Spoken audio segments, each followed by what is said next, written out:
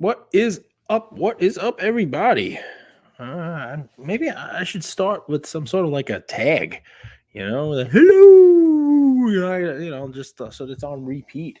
You start an episode off with some sort of a catchy phrase or something like that. Like, are you ready to get in the cage? Yeah, whatever. I'll start off today with this a little apology because I know there are a lot of you, based on the Spotify Wrapped pictures and stuff that I got, that listen, basically immediately. Listen in that first hour that I drop my Monday, Wednesdays, Fridays, my episodes a couple times a week. And if you tuned in late Wednesday night or even very early Thursday morning on your morning commute, you didn't see a new episode Wednesday night, and that's not good. I try to stay on those that routine so that you guys can have a routine. You guys know that the content's going to be there, and holiday season, and I do work. I know you find that hard to believe because I'm pumping out all this content, throwing out 3 episodes plus my news every week. So how the heck is he doing a 9 to 5? But I mean, I traditionally do this, at night, sometimes late when the kids are asleep and I'm not interrupting the family. Sometimes I'll do it when I get home from work. The kids have scattered throughout the house, and they're doing Fortnite or whatever it is that they're playing today. But yeah, last night got home a little late. It's holiday season, like I said, and work extended into a work holiday party last night. Tis the season for that. So I was out a little bit last night in the city, and got home a little late to record an episode. I don't know who would have heard it. So I decided I'll just wake up early the next morning and get the family day started before I head to work. I'll jump on and record an episode, and you guys get the benefit of that. I'm always looking out for you because, the hobby is a great thing. It's always giving like hobby gifts, right? It's always giving you presents. It also, it's a humbling space and look, they go, that's it. The morning starting. So, even though it's almost 2 hours before my workday starts, boom, the emails are coming in and you guys will hear them. Anyway, so the hobby's fun. It's humbling. It is constantly giving you reminders of checking yourself, and that comes in many forms, right? Like people who think they know a lot. People have called me arrogant. Check the Apple. Check the Apple reviews. you know, People I've called me the Bill Gates of the hobby, elite. You name it. It's just one of those things, right? And every once in a while, you got to take a step back and think, all right, where's that coming from? And what's the story?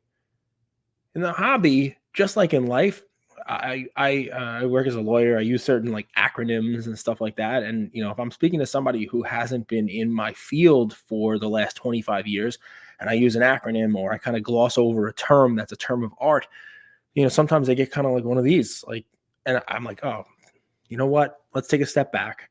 Let me tell you what that means. Let me tell you what those letters stand for. Let me tell you what that phrase I just used means in our space, because you haven't been here for that long, and you just haven't seen that in action. You don't know what that means. And not in a condescending way or anything like that, but more in a almost educational, in a go ahead and ask questions kind of way. And part of the content that we put out here, part of the content that it's not just me, everybody who does this hobby content does educational stuff also. We get kind of caught up in C-Buzz's fingernails and Jeff Wilson's holiday party extravaganza and whatnot that the most important person in the hobby did not get invited to. I mean, but you get caught up in all the hobby drama, and you forget about what it's based on. Sometimes it's based on the cardboard, and it's based on the people collecting that cardboard. And more importantly, we like to throw around, Fanatics is going to 10x the hobby, 10x the hobby. All right, well, to 10x the hobby, you got to have 10 times the people wanting to get in the hobby. And that means that at some point in time, let's say the hobby is 10x'd in the next 2 years, just hypothetically, I'm throwing it out there. Well, that means in 2 years, 90% of the hobby will be new people. That's how something 10X's. We got, let's just say there's 100,000 people in the hobby right now, and they bring it to 1,000,000 in 2 years. Well, that means 900,000 of the people in the hobby, 90% of the hobby, will be newbies, will be people who were only in for 2 years, not 20 years, not people who've been doing this, not lifers. So when that happens, we, the people who have been here, we have a little bit of a job. We have to keep our inboxes open. We have to keep our content, mindful of that. And why I say you get the benefit of me recording this early, because early this morning, I got a DM from someone. And I'm happy to get the DM, and I'm not going to put them on blast. I'm going to read it. You can tell I'm reading it. And it's a great question. It is a great question. But what's better than the question is that the person asked it.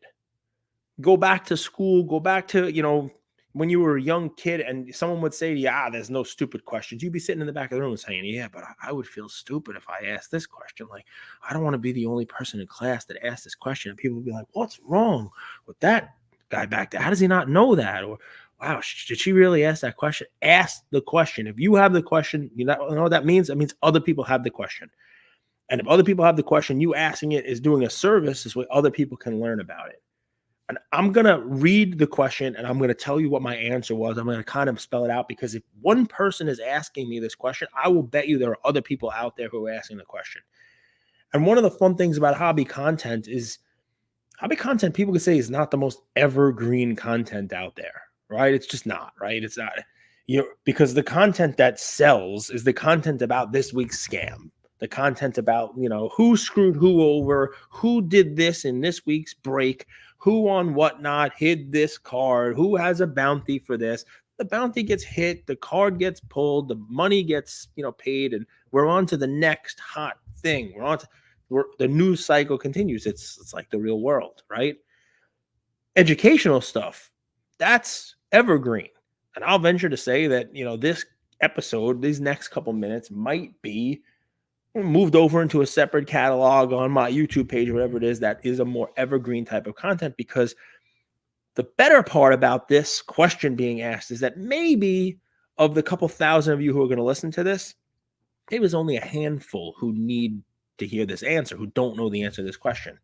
But if we're really 10Xing the hobby, if we're really growing this, if we're really looking to bring new people in, a lot of them are going to have this question. And maybe this will be useful. So let's get on to it, because otherwise I'm going to spend 20 minutes telling you nothing, and you're not even going to get to the actual question. But if you looked at the title, of the episode, you got a little, those titles matter.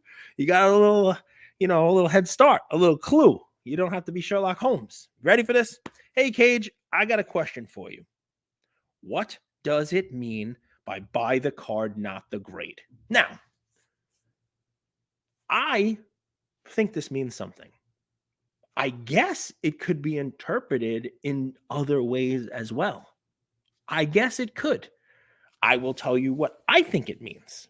But I'm going to continue reading, because obviously it's open to interpretation, because here it goes. Does it mean that you should buy low, like out of 5 cards? Question mark. Or buy the card that's part of an important set and the grade on it doesn't matter?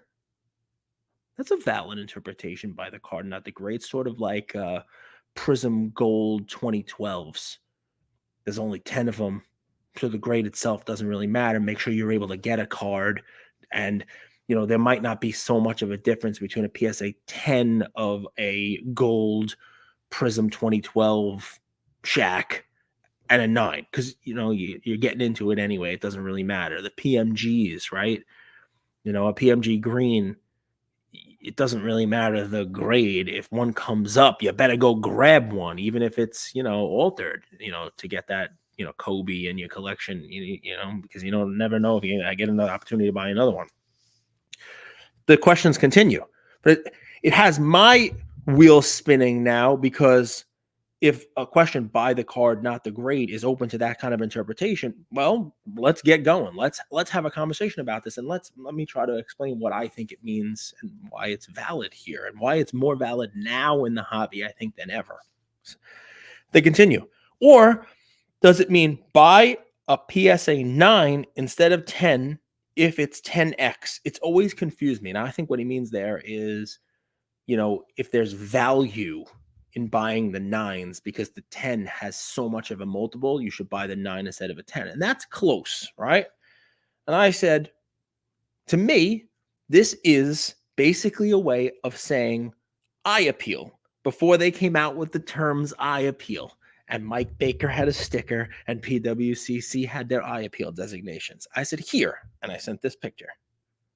All right. So I'm showing this picture off here. Hopefully you guys on YouTube will see it. And for those who are listening, I sent this picture to this person. That's a Michael Jordan. You can look at it here on YouTube, guys. Pretty well centered, pretty nice, looking good, right? Nice centered. Not a perfect card. You can see some white on the edges and stuff like that, but a very nice 1986 Fleer Michael Jordan, right? Not mint, definitely not. But I'm gonna hold this up here for a second for you guys on YouTube, and I want to ask, what do you think the grade is on this? You can see there's a little bit of a soft corner on this side, a little bit of white. You can see some of the edges on there not looking so great, right? I clicked the cards. I'll put it back up there. Right, it's tough to do this. Obviously, the top to bottom centering is not perfect, right? But left to right centering is good. It's got some real nice eye appeal on there. Looks like there's, a little bit of chipping on the edge on the side here.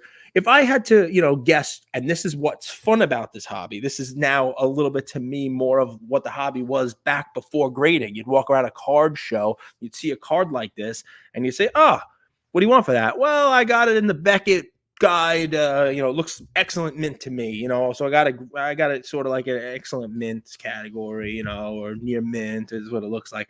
I look at this card, I think it's like 4, maybe a 5, a very good, excellent sort of, range. Not getting crazy on it, right? But it's got real nice eye appeal. And it turns out, of course, it does have a PWCC eye appeal designation. So I write, that's not a 10, but nicely centered. What's it worth? Right? I'm sending all these. You can see.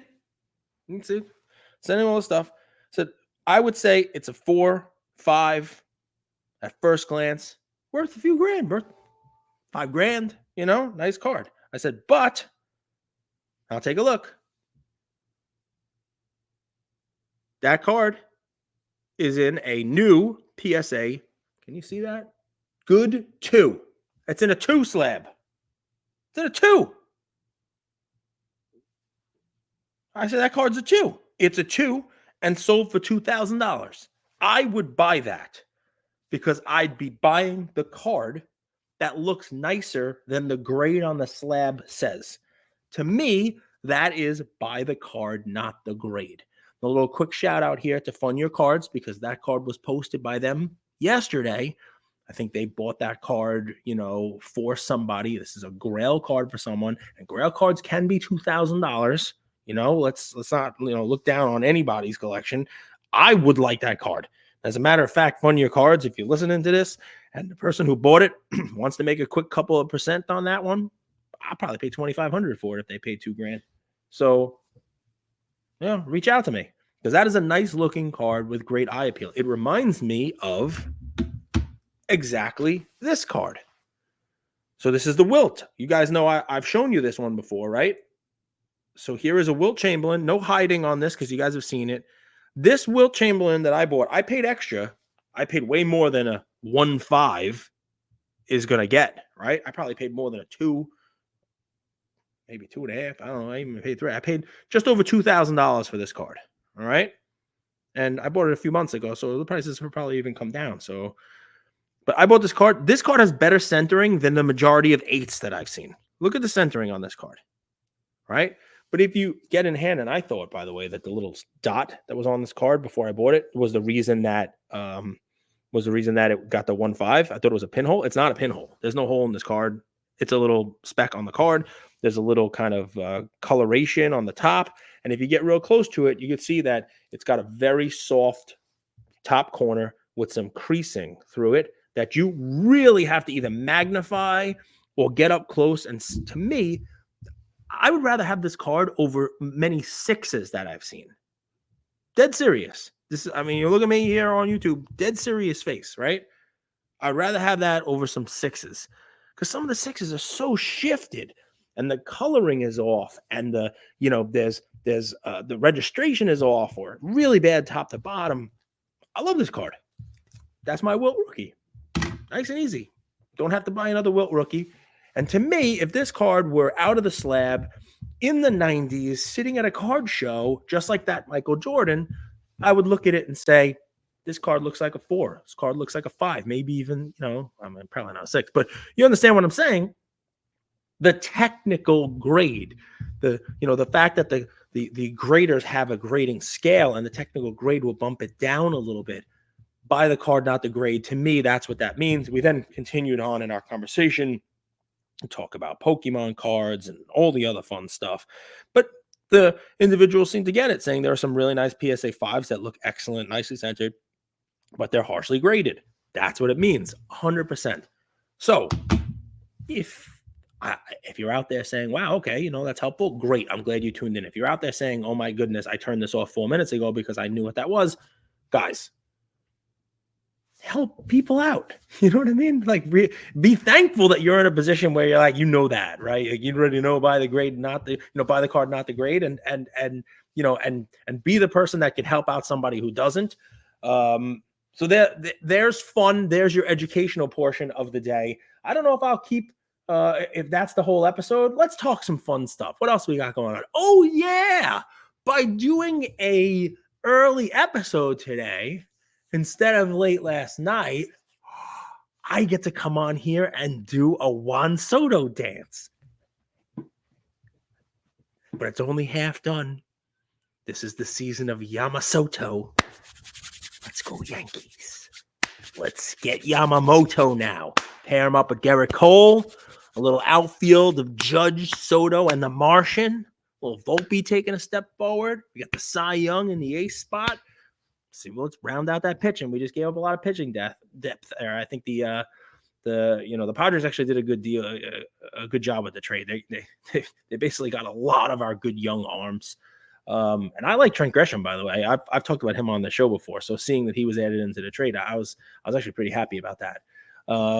My Red Sox fan friend it was actually pretty upset losing Verdugo, especially to us, as we're gonna really, really like him, scrappy player, that kind of stuff. So we'll see where he fits in. It's always good to have a player like that for depth. Looks like he's gonna play also. Cool stuff. Mookie Betts, if you're a fantasy player, I mean, he played a lot of second base last year. I read a report that he's gonna be playing second base full time. That's pretty awesome. That's pretty awesome for a guy who was a unanimous second place MVP, has won the MVP, has won in multiple leagues, has won championships. The guy's really building a heck of a resume. And I love where the game is going with the flexibility, right? Because I think there are probably other players who could have hit and pitched. Heck, I bet you Ichiro, if somebody gave him a chance to, probably could have been a pitcher in the league like Ohtani. Check out some videos out there about, that you can see him pitching. I've seen him. But first of all, he's pitching now. He's pitching at 50 years old against Japanese high school teams. But there are videos while he was playing, just crazy, almost like Dude Perfect stuff that he would do. Throwing balls, from home plate to the outfield into garbage cans, but also pitching. And he would pitch and like hit bats. They'd stand up bats at home plate, and he'd be able to hit the bat handles. So he was that accurate and throw with some velocity. But Betts, think about adding to a Hall of Fame resume to, a guy who's young, who's going to be climbing up the all-time ranks, who hit almost 40 home runs last year, 100-something RBIs. Look at that kid's stats. And what's funny is if there was no Mike Trout, I believe Mookie Betts would be spoken about the way Mike Trout is. He's had that kind of a run. He's had that kind of, and he continues and he stays healthy. And now he's helping his team out by moving from the outfield to, second base. Kid played some shortstop last year, even. That's not easy to do. You see, usually it goes the other way. Look at Fernando Tatis as a perfect example. Although you can't really fault him. The kid moved from shortstop to outfield, and one of the best outfielders in the game, and won a Gold Glove. But usually you're moving a player who doesn't have the range, doesn't have the ability, commits a lot of errors in the field to the outfield. This is an outfielder moving into the infield, and into a double play, team here, into the second base. So that's a cool thing. If you weren't bought in on Mookie Betts cards already, That might be a reason, for a long-term hold on him. I'm gonna start looking at Mookie Betts stuff just because he's always smiling, he's always snarling, he looks kind of cool. I didn't want to buy him when he's on the Red Sox, but he may be thought of now as a career Dodger. Who the heck knows? So that's enough for me. Moving away from the Red Sox enough, and I can actually buy some of the cardboard. So that was a fun little thing. Winter meetings, except for the Soto, was not so great. Fantasy, my update for you guys is I'm the only person who's clinched the playoff spot in the hobby fantasy league. Marino, Jesse, Craig, Mitch from Bullpen LA, all you other guys in this league. I have buys this week. I may just not even play. I'm 2 games ahead of everybody. I'm like hundreds of points ahead of everybody. I'm sure by saying this out loud, I'm jinxing it and I'm going to get knocked out in the first round of the playoffs. But come on, guys. I got 3 losses and 2 of them are to Vadim. And in the other league, woof, talk about it. I'm second in points in the league. Second in points out of 12 teams. And I need 3 teams to lose to get into a tie break to make the playoffs and finish 6-8. Second in points. And I'm 5-8 right now in this league. What a crazy year. I just keep losing by 2 points, by 3 points. And I'm going to miss the playoffs by 1 win. And it's going to be the Zay Flowers, the run where he broke a touchdown. And instead of taking a knee, he ran in for the touchdown. If he took a knee, I would have won that week. That's fantasy. And I hate it. I love it when I'm winning. I hate it when it costs me. So there's some fun hobby stuff, some craziness, you name it. For those folks who are celebrating Hanukkah, I think that starts, today, the day that I'm putting this out there. Happy Hanukkah to you guys. Get your holiday shopping going. There's some really cool products out there from a card perspective, holiday stuff. Check out those holiday boxes, the holiday mega boxes. My LCS was charging me $30 for them. I'm going to go buy some more. He has some more on hold for me today. Blasters are cheap enough again. I do every holiday I can give my kids gifts. We celebrate Christmas. I can show you the tree. You can see kind of the decoration behind me, but I do Hanukkah too. I give the kids presents. So Ian's going to get a holiday box tonight and they'll probably get some gift cards. My daughter will get some fun stuff also. I love reasons to give gifts, and cards will make the best gifts. I love that Ian did his list to Santa and it is filled with cards. And here's my favorite part, and I'll leave on this, and I'll let you guys get on with your day. He asked for cards, and of course, there's a box of Prism he wants on there, but one of the boxes that he asked for was the Bowman University football box that I opened a couple with him. I don't know if I'll be able to find them at the same price, but those were not expensive, and he had fun opening them because they had color in them, they had numbered cards in them, they had autographs in them. And you're getting the players of tomorrow. He now watched college football with me because of Bowman University. We pulled a Bo Nix auto that he sold. He's now watched these players. He's watching Alabama game and getting mad that Kool-Aid McKinstry got injured because we have an autograph of him. I'm like, it's a defensive player. It's not going to be worth anything. He's like, I don't care. His name is Kool-Aid, and I got his card, and I'm going to cheer for him, and he got hurt. But that's a cool thing. That's what he's asking. He's not asking me to go out and buy a National Treasures box. He's asking for this product, a product that didn't exist last year. So a little kind of fun kudos over to the Fanatics team. I'm an equal opportunity, distribution of all kinds of, of if you're not doing the right stuff, you're not doing the right stuff. But there's a win. There's a kid out there who opened the box. It didn't cost dad a ton of money, and he liked it enough to ask for it from Santa Claus.